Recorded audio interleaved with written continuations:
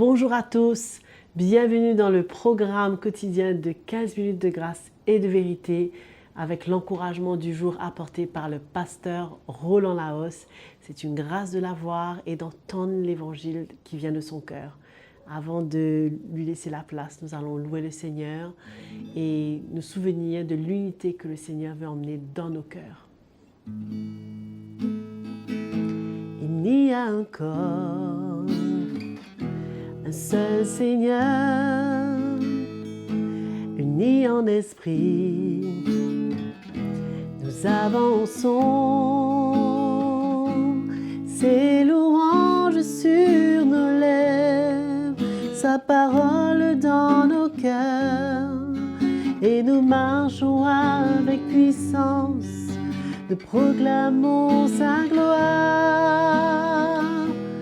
Nous, le peuple du Seigneur, nous sommes une nation sainte, génération choisie, appelée à le louer.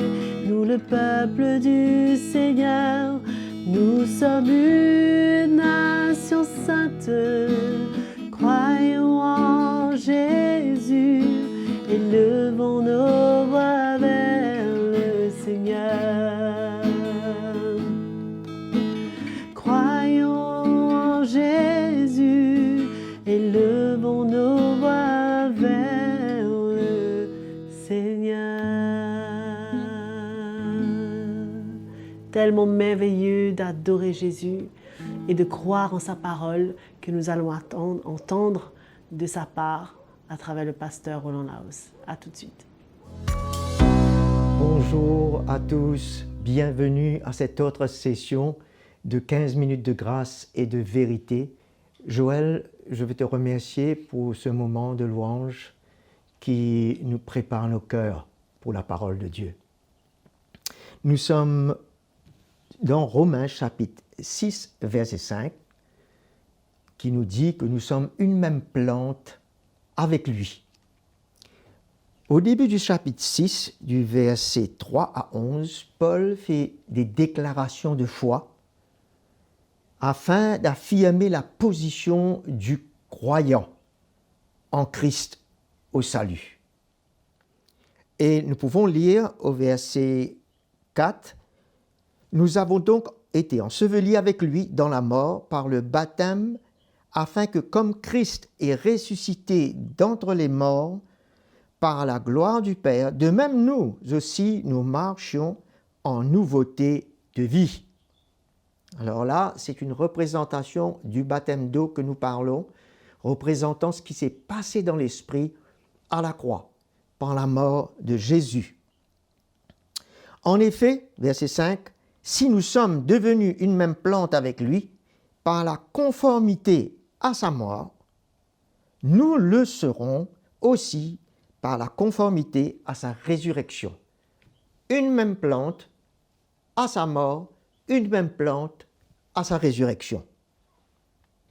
Nous savons, verset 6, que notre vieil homme a été crucifié avec lui, afin que ce corps de péché soit réduit à l'impuissance et que nous ne soyons plus esclaves du péché. Vous voyez, dans ces versets, Paul nous parle de notre position en Christ maintenant, en tant que croyant né de nouveau, la place que nous avons devant Dieu, de pouvoir voir dans l'esprit que ce qui s'est passé à la croix nous a emmenés à être un dans la mort avec Jésus-Christ, pour avoir la victoire sur le péché et qu'il ne domine plus sur nous. Mais il y a la position que nous voyons dans l'esprit et notre état aujourd'hui vivant pour Christ en tant que croyant. Alors, c'est ces deux aspects que nous considérons maintenant à travers ces versets. Alors, il nous dit que si nous sommes une même plante, c'est-à-dire que c'est une déclaration que nous devons croire et dire, ben oui, je crois que j'ai été une même plante avec Christ à la croix. C'est le croyant, c'est sa foi qui doit voir et qui doit croire et qui doit s'exprimer. afin qu'il puisse déclarer comme Paul également, et qu'il n'y a plus point de doute à ce sujet. Dans la conformité à sa mort, comme cela, pour le croyant, il aura la foi qu'il pourra vivre une nouveauté de vie, parce que les deux se sont passés à la croix et la résurrection. De même que c'est vrai qu'on soit une même plante avec lui à la mort, de même, notre foi, nous croyons que nous marchons dans une nouveauté de vie aujourd'hui. Alors, c'est une déclaration de foi qui emmène le chrétien à prendre conscience de cette position réelle en Christ. C'est pour ça que Paul, verset 6, dit « Nous savons ». C'est-à-dire que, croyants, chrétiens, nous devons croire, nous savons que c'est un fait, que notre vieille nature a été crucifiée avec lui, afin que ce corps de péché soit réduit à l'impuissance et que nous ne soyons plus esclaves du péché. Oh, c'est une puissante œuvre, frères et sœurs. Quand nous pouvons avoir cette révélation, cette lumière dans notre cœur, il y aura automatiquement une vie, un état de vie qui va suivre conformément à cette mort tous les jours en nous et conformément à cette nouvelle vie de résurrection en nous. Car celui qui est mort est quitte du péché. Le péché ne peut plus avoir de pouvoir sur lui, il est libre.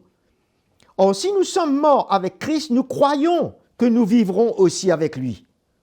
C'est notre foi, c'est notre regard dans l'esprit, comprenant cette révélation, sachant que maintenant, cette vie est à nous. Comme nous avons été une même plante dans la mort, nous sommes une même plante dans cette nouvelle vie de résurrection. Sachant que Christ, verset 9, ressuscité d'entre les morts, ne meurt plus. La mort ne domine plus sur lui. De même, car il est mort, et c'est pour le péché qu'il est mort, une fois pour toutes. Maintenant qu'il vit, il vit pour Dieu. De même, quand nous reconnaissons notre position en Christ, de mort à la croix, nous étions un avec lui, une même plante.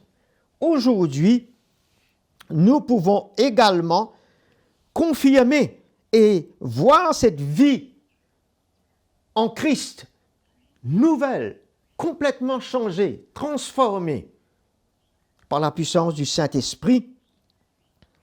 OK? Et c'est là la grâce que le Seigneur nous fait. Un en sa mort, un dans sa résurrection. Tout chrétien doit savoir cela. Tout chrétien doit croire à cela. Alors, au verset 12, Paul nous dit que le péché ne règne donc pas dans votre corps mortel. Maintenant que vous croyez à cela et que vous voyez cela, vous allez vivre une autre vie. Alors, il dit, dans le verset 11, il a dit « considérez ». Maintenant, il dit que le péché ne règne pas donc dans votre corps mortel et n'obéissez pas à ses convoitises. Un, c'est considérer, maintenant n'obéissez pas. Maintenant, c'est notre vie, c'est notre état maintenant. OK? La révélation est là, mais c'est notre état qui doit manifester cette réalité qui s'est passée à la croix pour être une même plante avec lui. OK? Alors il dit, donc, n'obéissez pas à ses convoitises. Verset 13, ne livrez pas vos membres au péché. Là, c'est notre volonté qui rentre en jeu. C'est à nous à décider de voir cette révélation prendre place dans notre vie. Quand nous la croyons en elle, nous la voyons, et le Seigneur fait l'œuvre en nous. Et nous savons comment nous devons vivre maintenant. Après avoir été éclairés, que nous avons été libérés de notre passé et du péché, de la nature pécheresse, comment devons-nous vivre aujourd'hui? Le chrétien doit être assuré de la manière qu'il doit vivre aujourd'hui. C'est ça qui le fait s'engager et s'identifier à Jésus. Sous quelle que soit sa forme, le péché n'a qu'un droit de régner dans notre corps mortel. Nous étions esclaves, son règne était sur nous auparavant. Maintenant, vivant en Christ, nous allons actuellement régner sur le péché. mais il ne régnera plus sur nous. Et régner sur notre chair également. N'obéissant pas à ses convoitises, et on fait alors mourir les actions du corps par l'œuvre de l'Esprit et l'œuvre de la grâce en nous. On fait mourir, c'est-à-dire dans chaque moment que nous vivons, nous pouvons renoncer, nous pouvons nous détourner, nous pouvons nous éloigner. Et ça va dépendre de nous, pour confirmer que notre état est un avec le Seigneur dans cette nouvelle vie de résurrection. Alors, dans Romains chapitre 8, versets 12 et 13, il nous dit « Ainsi donc, frères, nous ne sommes plus débiteurs, mais non de la... Nous sommes débiteurs, mais non de la chair, pour vivre encore selon la chair. Si vous vivez selon la chair, vous allez mourir. Ça dépend de nous.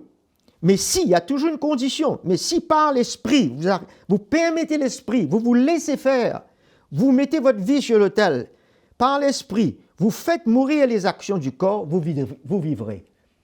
L'Esprit de Dieu va nous aider, la grâce de Dieu va nous aider, afin de confirmer cette même plante à la mort, aujourd'hui, dans notre état de vivre chrétiennement.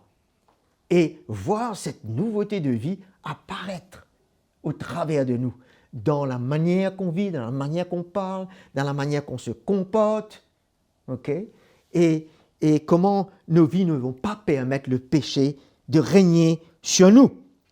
Au verset 13, il dit « Ne livrez pas vos membres au péché comme armes pour l'injustice, mais livrez-vous vous-même. » C'est pas le Saint-Esprit va nous aider, la grâce est là, mais nous devons nous livrer nous-mêmes à Dieu comme vivants revenus de la mort, et offrez à Dieu vos membres sur l'autel comme arme pour la justice. Elle était utilisée pour le péché, maintenant elle peut être utilisée comme arme pour vivre la justice de Dieu et proclamer la justice. Verset 14, « Le péché ne dominera pas sur vous, car vous n'êtes pas sous la loi, mais sous la grâce. Nous ne cédons pas à la convoitise, mais nous offrons nos vies, nous livrons nos vies à l'œuvre de l'Esprit. » Alors le péché ne dominera plus sur nous, et la loi qui faisait apparaître et révéler ce péché n'a plus de contrôle, nous ne sommes plus sous cette loi-là qui fait apparaître ce péché. Mais nous sommes sous l'œuvre de l'Esprit qui fait disparaître cet état pécheur, qui nous libère de cet état d'esclavage.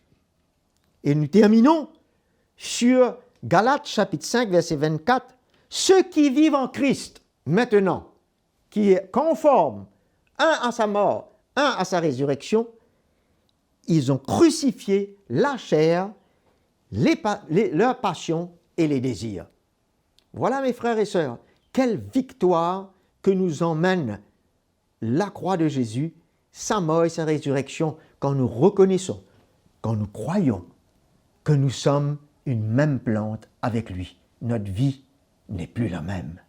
C'est une vie transformée. Le Seigneur vous bénisse et on se revoit dans la prochaine session. Nous avons été bénis encore une fois par la parole de Dieu qui a été apportée dans ce programme de 15 minutes de grâce et de vérité à travers le pasteur Roland Laos. Et je suis sûre que vous avez été également bénis. Donc restez fidèles et connectez-vous à notre chaîne YouTube CTMI. Et si vous avez des commentaires, des questions, des témoignages, n'oubliez pas, nous avons une adresse qui est affichée à l'écran à laquelle vous pourrez nous écrire. Que le Seigneur vous bénisse et à la prochaine.